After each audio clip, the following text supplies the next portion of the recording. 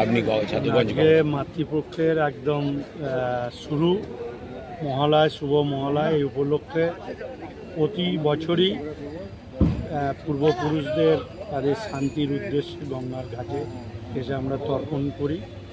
আর সাথে সাথে আমরা মা গঙ্গা, বাবা সূর্যদেব এবং মা দুর্গা তার সকলের কাছে প্রার্থনা করি রাজ্যে যেন সকলের মঙ্গল হোক, সাধারণ মানুষের এই মঙ্গল কামনায় আমরা